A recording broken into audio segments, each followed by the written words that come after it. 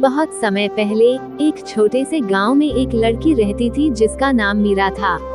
मीरा बहुत बहादुर और समझदार थी। उसके गांव के पास ही एक घना जंगल था जिसमें लोग जाने से डरते थे। कहते थे कि उस जंगल में एक पुराना घर है जिसमें एक चुड़ैल रहती है। गांव के लोग उस घर के पास भी जाने से कतराते थे। एक दिन मीरा की माँ बीमार पड़ गई और उसे एक खास जड़ी बूटी की जरूरत थी।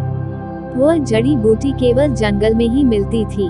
गांव के लोग मीरा को जंगल में जाने से मना कर रहे थे, लेकिन अपनी माँ की हालत देखकर मीरा ने तय किया कि वह जंगल जरूर जाएगी। मीरा अकेले जंगल की ओर निकल पड़ी। जैसे ही वह जंगल के अंदर गई, उसे हर तरफ अजीब अजीब आवाजें सुनाई देने लगीं। कभी पेड़ों की सरसराहट, कभी पक्षियों की चीखें। लेकिन मीरा बिना डरे अपने रास्ते पर चलती रही। थोड़ी देर बाद मीरा को एक पुराना और टूटे फूटे घर का निशान दिखाई दिया। उसे याद आया कि गांव के लोग इसी घर के बारे में कहते थे कि यहाँ चुड़ैल रहती है। मीरा ने सोचा, अगर चुड़ैल सच में यहाँ रहती है तो शायद वो मेरी मदद कर सके। वो हिम्मत जुटाकर उस घर के पास गई। घर के अंदर से उसे किसी के रोने की आवाज सुनाई दी। मीरा ने दरवाजे को हल्के से धक्का दिया और अंदर चली गई। अंदर का नजारा देखकर वह हैरान रह गई। वहाँ एक चुड़ैल थी। मीरा ने धीरे से पूछा, क्या आप ही चुड़ैल हो? चुड़ैल ने सिर उठाया और कहा, हाँ मैं ही चुड़ैल हूँ, लेकिन लोग मुझे बिना वजह डरते हैं।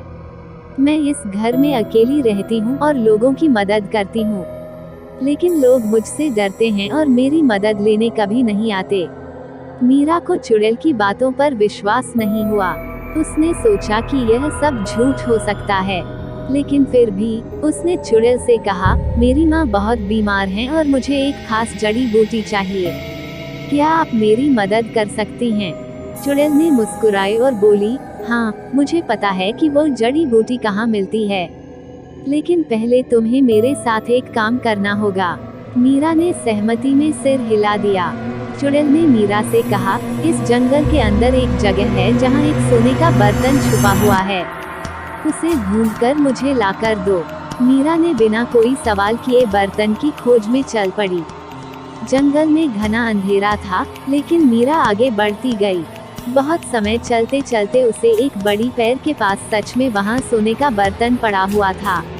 मीरा ने बर्तन को उठाया और तुरंत चुड़ैल के पास लौट आई। चुड़ैल ने बर्तन देखकर कहा, तुम बहुत बहादुर हो मीरा, यह बर्तन मेरे लिए बहुत मायने रखता है। अब मैं तुम्हारी मदद करूंगी। उसने जड़ी बूटी निकाली और मीरा को दी। मीरा ने चुड़ैल का धन्यवाद किया और जल्दी से गांव वापस लौट आई। उसने अपनी माँ को जड़ी बूटी दी और कुछ ही दिनों में उसकी माँ ठीक हो गई। गांव में जब लोगों को इस बात का पता चला तो वे हैरान रह गए।